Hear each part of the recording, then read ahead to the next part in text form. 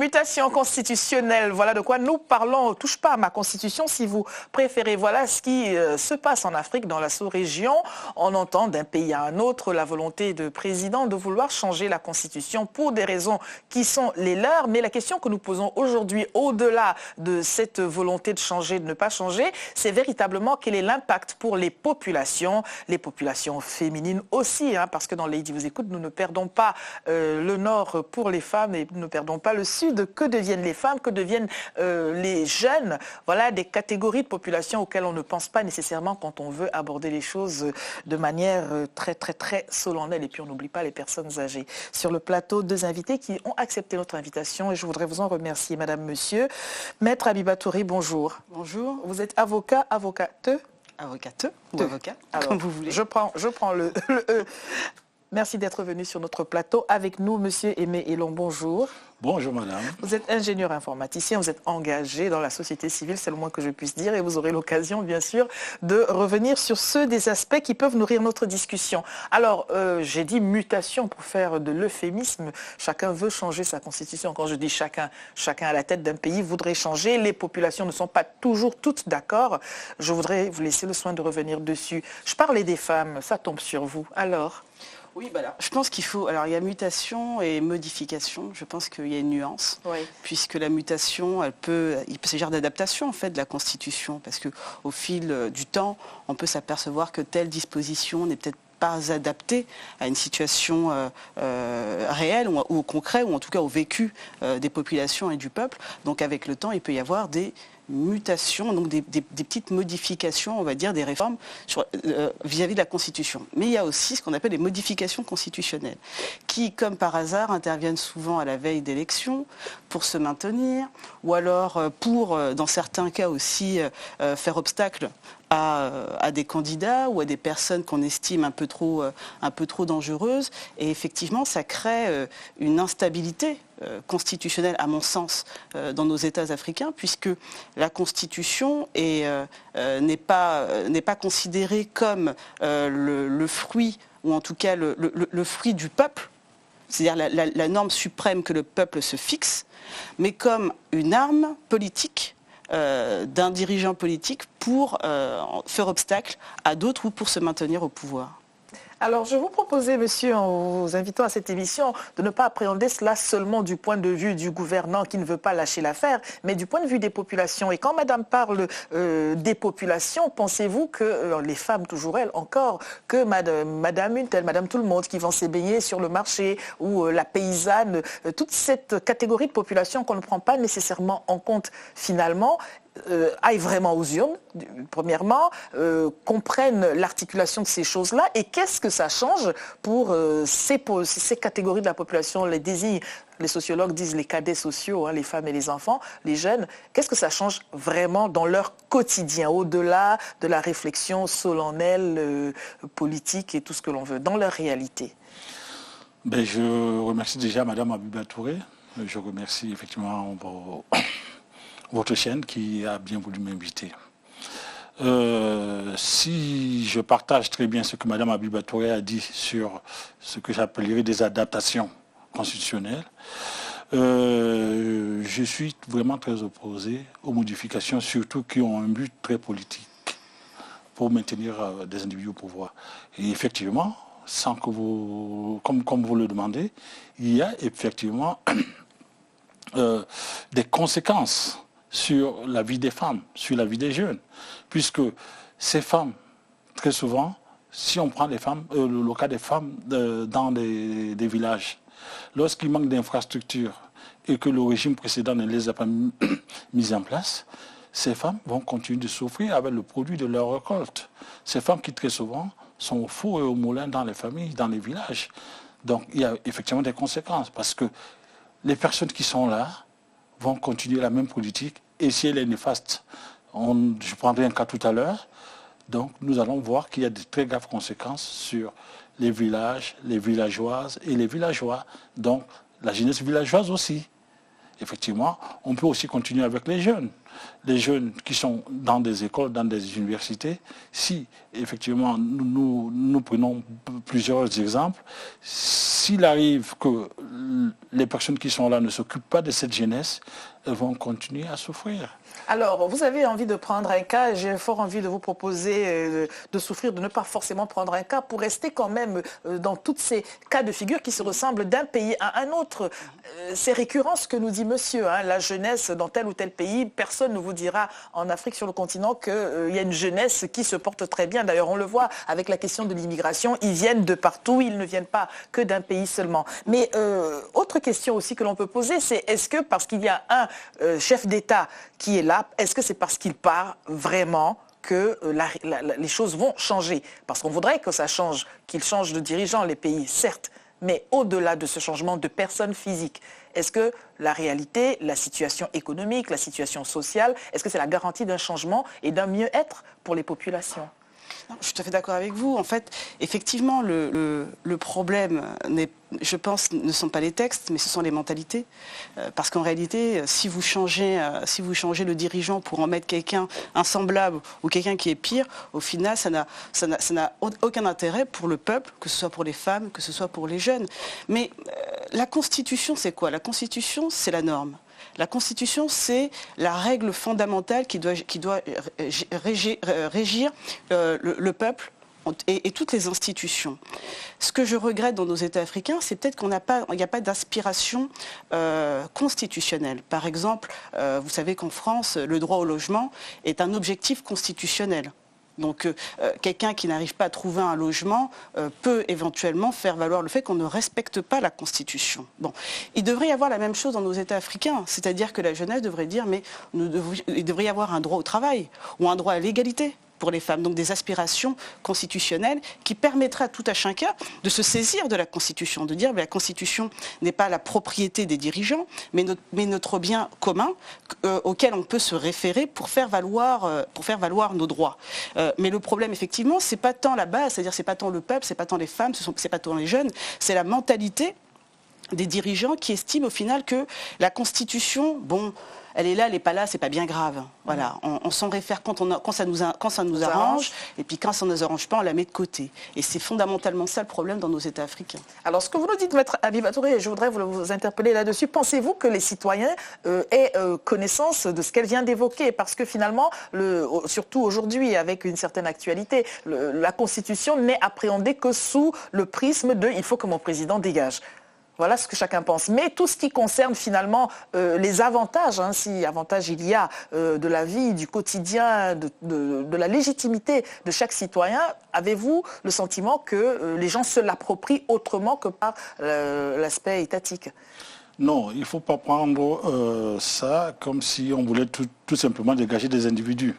Déjà, il faut dire que les constitutions en Afrique, surtout en Afrique francophone, ne sont pas des émanations du peuple. C'est très souvent des spécialistes qui viennent de l'étranger ou certains intellectuels sur la place qui les écrivent. Donc ça n'émane pas souvent des populations locales. Donc aujourd'hui, on ne peut pas tout simplement réduire les changements constitutionnels à la volonté de dégager un individu. Non, il y a quand même des corollaires que l'on voit, que l'on constate lorsque des individus mettent plus de 10-15 ans au pouvoir. Aux affaires, oui. Voilà, on voit que ce qu'on ne sait pas faire en 10 ans, on peut vous donner 15-20 ans, vous ne saurez pas le faire. Mais la question n'est-elle pas, on sait qui est-ce qui part, mais on ne sait pas qui est-ce qui vient? Mais vous êtes venu là, il faut bien que quelqu'un d'autre aussi vienne. Alors, est-ce à dire qu'il faille changer pour le principe de changer, ou faut-il, à votre avis, prendre quand même en compte le fait que, certes, un tel autre va venir, mais il faut qu'il réponde aux attentes légitimes des populations? Non, mais ça dépend de la manière dont vous voyez la Constitution. La Constitution, quand on l'établit, surtout des changements constitutionnels en ce qui concerne la présidence de la République, il faut que tout le monde la respecte. Il faut bien que les jeunes qui arrivent puissent aussi faire leurs expériences. Et très souvent, on voit que la même classe qui est là pendant 20-30 ans donc, vit la même chose pendant des décennies. Et ça, c'est pas bien. Les changements constitutionnels ont un avantage, c'est au moins l'alternance. Il y a non seulement l'alternative, mais très souvent, on peut arriver à l'alternative, ce qui est encore plus intéressant. Alors, Maître, est-ce que l'alternative est intéressante parce qu'elle a une alternative? Parce que, encore une fois, je réitère la question, on sait qui est là qui part, mais on ne sait pas qui est-ce qui vient. Y a-t-il pas une déperdition quelque part pour le quotidien des populations qui sont peut-être en zone rurale ou qui sont dans des quartiers, on va dire, pas très bien lotis, peut-être ils ont l'eau courante, peut-être ils ont enfin l'électricité, je ne sais pas. Et imaginons que parce qu'il y a une alternance difficile, douloureuse, parce que bien évidemment celui qui doit partir ne veut pas partir, donc il se fait un tout petit peu bousculer. Celui qui arrive est donc arrivé, mais il n'est pas encore très à l'aise avec un certain nombre de choses.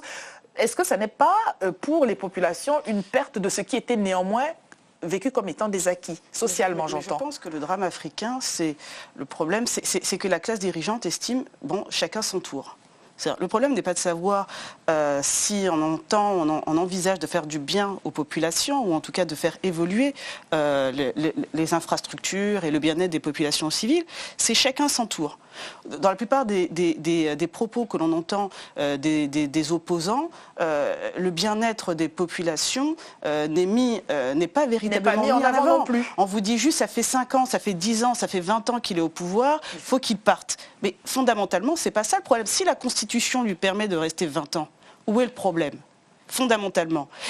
La question, c'est quelle alternative, qu'est-ce que vous proposez? Est-ce qu'il y a une sensibilisation qui est faite auprès des populations? Pas pour dire il faut que l'autre parte, mais pour dire bon voilà le projet, voilà le programme que je propose et il faut me soutenir, il faut voter pour moi pour ce programme-là. Mais je ne pense pas que parce qu'un individu est resté 15 ans, 10 ans, parce qu'il y a des constitutions qui limitent à 2 mandats, mais il y a des constitutions dans lesquelles il n'y a pas de limitation. Je ne pense pas que parce qu'on n'est pas d'accord, nécessairement, il faut qu'il y ait un changement violent ou en tout cas bousculer l'autre pour le faire partir, parce qu'on crée malheureusement un précédent.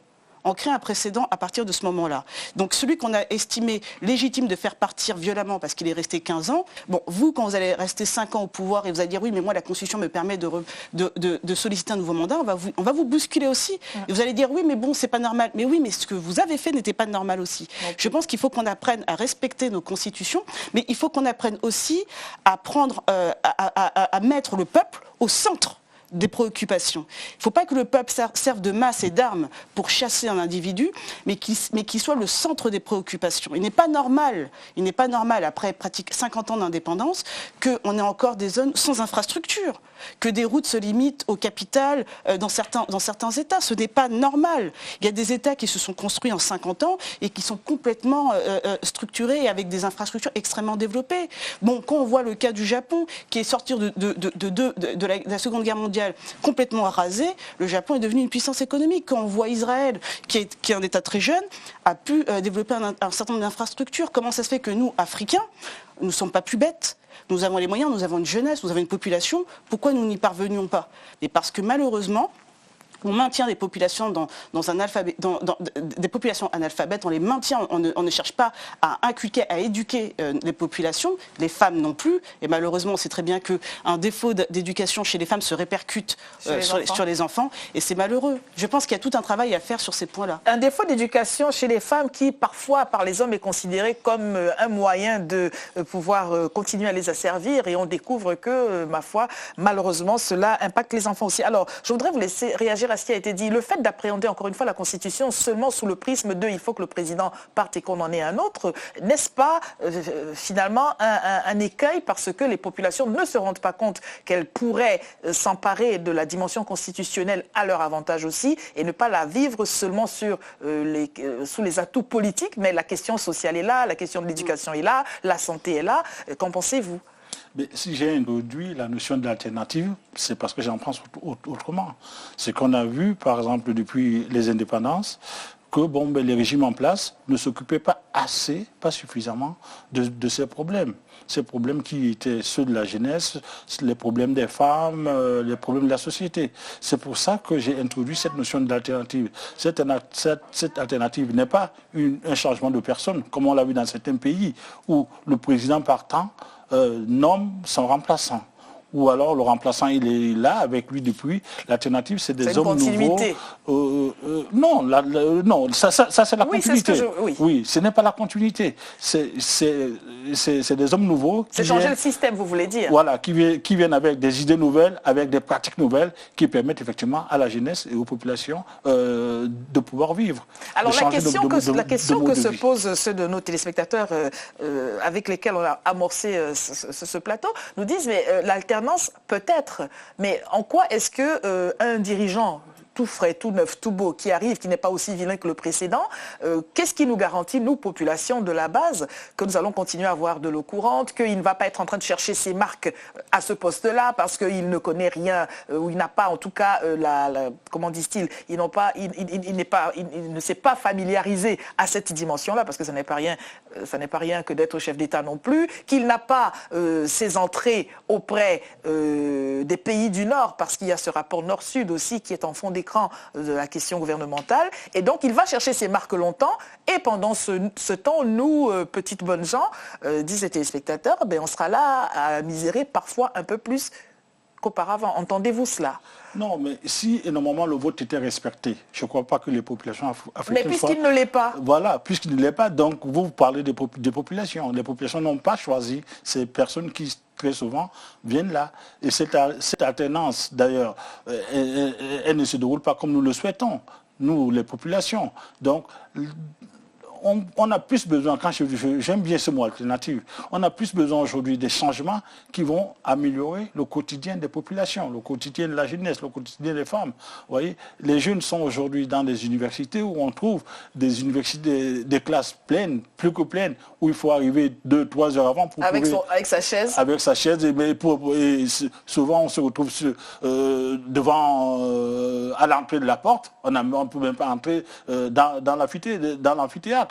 Donc, quand je parle d'alternative, c'est vraiment un changement profond. Donc, pour moi, ce n'est pas une alternance où le Pierre remplace Paul ou alors Mamadou remplace Cissé. Non, c'est pas ça. Moi, je vois autrement les choses, autrement le changement profond qui améliore la situation des femmes, la situation des jeunes, la situation des populations. Et les populations, ne croyez pas qu'elles sont immatures. C'est parce qu'elles n'ont pas le choix. Très souvent, on leur impose les personnes qui sont là, qui alternent, qui remplacent les partants. C'est donc blanc, bonnet blanc, voulez-vous dire? Mais écoutez, c'est ce que nous constatons. Alors, nous allons continuer cette discussion après avoir visionné ceci, parce qu'en attendant, les gens de la diaspora, les populations de la diaspora africaine, et là, on parle aussi de la communauté des Ivoiriens, mais finalement, aucune communauté n'est plus seulement repliée sur elle-même. Il y a des marches, parce que quand on est au moins à 6000 km, on continue à s'engager comme on peut, des hommes, des femmes. On regarde ceci.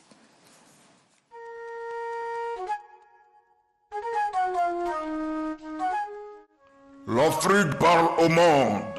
L'Afrique exige le respect des constitutions, gage de stabilité, de souveraineté et d'institutions fortes. Samedi 11 avril 2015, à 13h, grande marche à Paris pour la défense, le respect et la protection des constitutions africaines.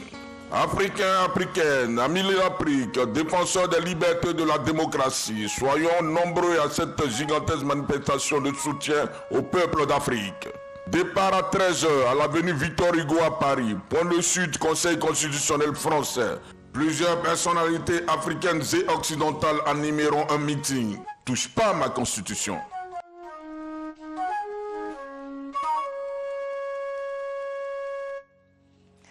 Alors, touche pas à ma constitution. Vraiment, quand on est si loin de son pays d'origine, est-ce que ces marches-là, ce militantisme-là, est-ce qu'il peut, lui, changer quoi que ce soit, alors que sur le terrain, les populations, elles aussi, ne sont pas toutes, comme disait monsieur tout à l'heure, elles ne sont pas forcément toutes immatures. Il y a des personnes qui voudraient aussi voir changer les choses. Est-ce que ça n'est pas caresser un peu la nostalgie du pays et puis s'occuper quelque part et être entre compatriotes? Est-ce que vraiment, vous pensez que cela puisse être porteur ou pas? Vous savez que dans certains pays, la liberté de manifester n'est pas respectée. Donc la diaspora, à ce moment-là, joue son jeu. Effectivement, elle fait ce que les compatriotes locaux ne peuvent pas faire parce qu'ils peuvent être réprimés, ils peuvent être emprisonnés, ils peuvent être persécutés. Donc non, je pense que la diaspora africaine joue son jeu, joue son rôle. Et ce n'est pas par nostalgie, c'est parce que justement, lorsqu'on est issu de la diaspora, qu'on voit l'évolution des pays occidentaux, on se dit mais pourquoi nous n'y arrivons pas ? Pourquoi ? On est là, on peut être avocat, on peut être ingénieur, on peut être médecin en Occident. Pourquoi cette intelligentsia-là ne serait pas au service sur le continent ? Et puis quand on arrive sur place, on voit qu'on est confronté à un certain nombre de difficultés, que la liberté d'expression n'est pas respectée, que la liberté de parole n'est pas... Et puis quand on est trop dangereux, c'est là où on subit un certain nombre de persécutions. Donc non, je pense que la diaspora est parfaitement dans son rôle, joue parfaitement sa partition et fait même parfois la fierté des compatriotes locaux qui se disent finalement ce que nous ne pouvons pas dire ici, vous le dites pour nous là-bas. Alors, vous me permettez dans le sens de Mme Habiba Touré. Il y a des pays dans lesquels on ne respecte même pas les propres lois de ce pays. Vous avez un lieu commun, monsieur. Souvent, dans la région, ils sont tous logés à la même enseigne. Vous voyez, alors, lorsque vous avez, par exemple, des lois qui vous parlent de déclarations, et ces déclarations deviennent des autorisations par la suite, vous voyez bien que jamais on ne laisse ces personnes qui déclarent des manifestations dans nos pays de pouvoir les faire. Et si la diaspora reprend le flambeau et peut les faire, tant mieux. C'est la continuité de ce qui est interdit dans nos pays d'origine. Alors, une question sur ce que disait, pour revenir sur un point que nous évoquions tout à l'heure, est-ce que l'alternance est nécessairement, à votre avis, gage de mieux-être pour les populations, s'entend ? Bon, je ne sais pas si c'est gage, mais en tout cas, ça montre le bon fonctionnement d'une république ou en tout cas d'un pouvoir. Parce que le peuple se lasse très vite, même si on fait du très bon travail, au bout de 5 ou 10 ans, il a envie de voir autre chose. Ce n'est pas dévolu aux peuples africains. On le voit même en Occident. On a beau faire 4 ans ou 8 ans, que ce soit aux États-Unis ou 10 ans en France, à un moment donné, le peuple a envie de changement. Donc, je ne pense pas que ce soit gage de quoi que ce soit. Ce qui est gage d'évolution positive pour le peuple, c'est qu'il faut que nos éminences, en tout cas que les politiques africains prennent en considération l'intérêt du peuple. Et je pense qu'on n'en est pas encore là. On a souvent, malheureusement, ne serait-ce qu'une donnée ethnique. C'est-à-dire on arrive, on sert l'ethnie qui est au pouvoir. Et puis comme si le reste de la population, c'était pas grave. Ça ne fait pas partie. Et comme s'il fallait que chacun attende son tour. Et puis chacun doit attendre son tour. Mais comment voulez-vous construire une nation dans cet état d'esprit-là ? Alors justement, est-ce que cela, et je vous invite à réagir à ce point-là aussi, pardonnez-moi, est-ce que la question ethnique, la question tribale, ces aspects-là qui sont aussi inhérents aux sociétés africaines, est-ce que quelque part ça ne plombe pas le modèle tant démocratique et tout ce qui va avec, c'est-à-dire la Constitution et tout ce qui s'ensuit. Est-ce que cette réalité locale, ne faut-il pas repenser, en tout cas, la manière de faire de la politique, parce qu'il y a des ethnies, en effet, parce qu'il y a des tribus, et que parce que jusqu'aujourd'hui, on voit bien qu'on n'arrive pas à en faire abstraction. Ne faut-il pas repenser la... Écoutez, avant de réagir sur l'inanité du refus des changements constitutionnels, je vais vous apprendre que déjà dans les années 50, il y avait des dirigeants africains qui ne tenaient pas compte de ces aspects-là. Ils rappelaient parfois à leurs homologues politiques, à leurs adversaires, que le tribalisme n'est pas bon en politique. Parce que quand on veut développer un pays, quand on veut voir l'émergence d'une nation, s'appuyer sur les bases tribales, ce n'est pas très bien. Ce n'est pas c'est pas favorable à l'émergence du pays. Donc, ces aspects, effectivement, sont renforcés par l'inanité du refus de respecter nos constitutions qui, très souvent, restent là, permettent à des individus de passer 15 ans, 20 ans, 30 ans Hein. C'est là où est le véritable problème. Il y a trop de mots qui se développent. Il y a le clientélisme qui se développe. Il y a les turiféraires qui essaient de se faire la place comme ils veulent. Alors que si on avait des personnes nouvelles qui arrivaient au pouvoir, qui tenaient compte de ce qui voulaient vraiment bâtir une nation, on n'en serait pas là. Mais sur ce point-là, est-ce que les populations verraient que c'est une personne nouvelle? Ne verraient-elles pas si d'aventure un tel qui était là et du Nord est parti et un tel autre qui arrive n'ayant rien à voir avec lui, si ce n'est que d'être du Nord lui aussi, les populations n'y verraient-elles pas une certaine continuité malgré tout? Bon, déjà, je pense qu'il faut qu'on soit honnête avec nous-mêmes. Oui. Est-ce que nos populations déjà ne véhiculent pas un repli ethnique ou tribaliste? Déjà. Bon, parce que nécessairement, on a souvent entendu, on va voter tel, mais parce que c'est notre parent, il est de chez nous, il va prendre soin de nous, etc. Donc c'est pour ça que le travail d'éducation doit se faire à ce moment-là. Il faut qu'on sorte de cette donnée ethnique. Parce que finalement, ce que font les politiques... Peut-on en sortir? C'était ça la question tout à l'heure. Peut-on faire abstraction de cette réalité ou alors faut-il repenser la question politique en Afrique? Je pense que les jeunesses africaines, notamment, il y a une partie qui est issue de la diaspora, mais même locale, les jeunesses africaines sont moins attachées à cette donnée ethnique parce qu'il y a le brassage aussi, notamment dans les grandes villes. Bon, il y a des brassages, on peut se retrouver dans une famille avec toutes les ethnies du pays. Bon, je pense que c'est ça qu'il faut... le métissage, alors. Oui, le brassage, parce que le métissage... Bon, ou si on veut, le métissage. Mais c'est ça qu'il faut mettre en avant. Et je pense que finalement, l'abstraction faite à l'ethnie va venir des nouvelles générations. Parce que les anciennes, à mon sens, ont besoin nécessairement d'utiliser la donnée ethnique pour se maintenir au pouvoir ou pour prendre le pouvoir. En donnant l'impression, vous voyez, on vous traite mal, mais parce que vous êtes de telle ethnie. On ne fait pas ça, mais parce que vous êtes de telle ethnie. Alors que des fois, ce n'est pas nécessairement lié. Mais justement, en donnant ce sentiment-là, qui pour moi s'assimile à des propos lepénistes, d'extrême droite, extrémistes, eh ben, c'est malheureux, ça nous crée un préjudice à la population dans sa globalité. Nous allons finir là-dessus. Je vous laisse le mot de la fin rapidement parce que nous sommes en temps. Je veux appuyer ce qu'elle dit. Alors appuyons rapidement pour finir. Il faut voir que dans les années 50, la donnée ethnique était très faible. Je voudrais rester sur cette question et là laisser la réflexion de nos téléspectateurs. Il faut que les populations soient honnêtes avec elles-mêmes. Sont-elles prêtes à sortir de la question ethnique, tribale et à des considérations du Nord, du Sud? Merci beaucoup d'avoir accepté notre invitation et rendez-vous dans notre programme prochain.